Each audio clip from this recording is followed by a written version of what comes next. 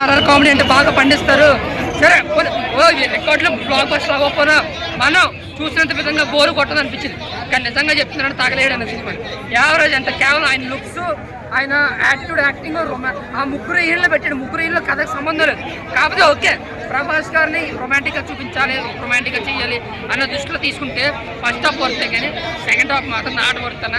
మళ్ళీ ticket 450 only Prabhas కోసం అయితే ఒకసారి వెళ్ళి చూడొచ్చు అనేసి పబ్లిక్కే చెప్తాను. ప్రభాస్ కోసం అయితే యావరేజ్ అనమాట. ఓవరాల్గా నా వరకు చూసుకుంటే సినిమా యావరేజ్ అంతే. ముసలి ఫైట్ ఎలా ఉండాలి? ముసలి ఫైట్ అన్న ట్రోల్ బయట భారీ ఎత్తున చెప్తాను చూడన్న. మనకే బాల సినిమాలు ఎటువంటివి చూస్తాం, ఇప్పుడు ప్రభాస్ సినిమాలు చూసాం అంతే.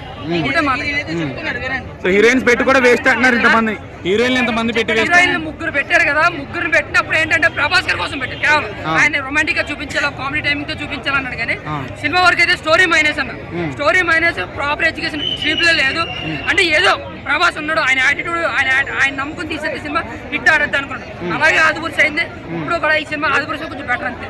ఆయన ఫస్ట్ హాఫ్ బాగుంటుంది, కామెడీ బాగుంటుంది, ఆయన టైమింగ్ బాగుంటుంది. సో ఓవరాల్ గా నా వరకు చూసుకుంటే పాత ప్రభావం చూడటం రేటింగ్ వరకు చూసుకుంటే రేటింగ్ అడగొద్దాను. ఒక అభిమానిగా నేను రేటింగ్లు ఇచ్చి ప్రభాస్కి ఎంత పరచలేను. సో నా వరకు చూసుకుంటే సినిమా యావరేజ్ అంటే మనం చూసి ఒక రివ్యూర్గా అవతరాలు కూడా మన రివ్యూ నమ్ముతారు కదా కొంతమంది. సినిమా ఉన్నట్టే చెప్తుంది. నీ ఫ్యాన్గా కదా చెప్పట్లేదు. ఫ్యాన్ ఎందుకంటే ఇక్కడ నీ ఫ్యాన్ అని చెప్పుకోవడం కోసం ఒక జెన్యున్గా రివ్యూ సినిమా కోసం చెప్తుంది. ప్రాపర్ స్టోరీ లేదు, స్క్రీన్ ప్లే సరిగ్గా లేదు. అంటే కేవలం ప్రభాస్ అన్న యాక్టింగ్ ప్రభాస్ అన్న బ్రాండ్ నమ్ముకుని ఈ సినిమాని తీసాడు మారుతి. విశ్వప్రసాద్ గారు ఖర్చులు ఎక్కడ వెనకాల ఫస్ట్ నుంచి రాజు వరకు చాలా అంటే చాలా ఖర్చు పెట్టారు. ముగ్గురు హీరోయిన్లు కథకు అవసరం లేదు.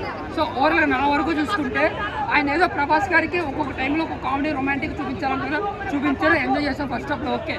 కానీ స్టోరీ పరంగా, స్క్రీన్ ప్లే పరంగా డిసప్పాయింట్ చేసిన భారతి. అంటే సెకండ్ హాఫ్ మొత్తం సాగతీసి ఓరి అమ్మ ఒక్క ప్రభాస్ సినిమా ఇంతలా సాగతీస్తారా అని జనాలే షాక్ అవుతున్నారు. ఫ్యాన్ గా నేనే షాక్ అవుతున్నాను. 3 గంటల 10 నిమిషాలు ఎందుకురా సినిమాని అంతలా సాగతీసినప్పుడు ముందు సినిమా ట్రిమ్ చేసాం. 2 hours 50 minutes వచ్చిందని మళ్ళీ 15 minutes యాడ్ చేశారు. ఎందుకు యాడ్ చేసావు, మాకు ఎందుకు తలపోటు. సో ఓవరాల్గా అయితేనా ఏఎంబీలో చూసిన ప్రతి మాస్ ఫ్యాన్ చాలా పండపూర్ మారుతి ఇంటికి వెళ్ళి కొత్త బాగా చెప్తారు.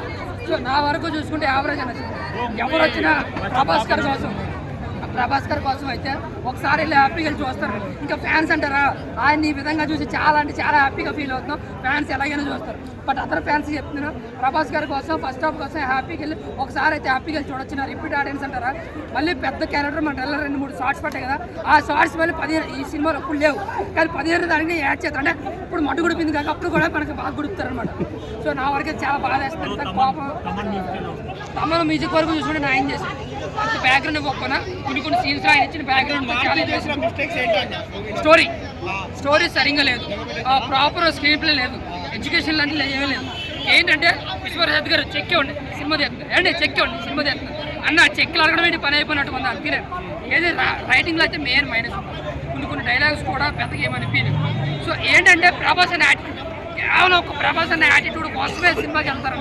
కలెక్షన్లు వచ్చిన ప్రభాస్ కోసం వస్తే ఆయన యాక్టింగ్, ఆయన కామెడీ టైమింగ్ కోసం వస్తే కామెడీ బాగుంది సినిమా.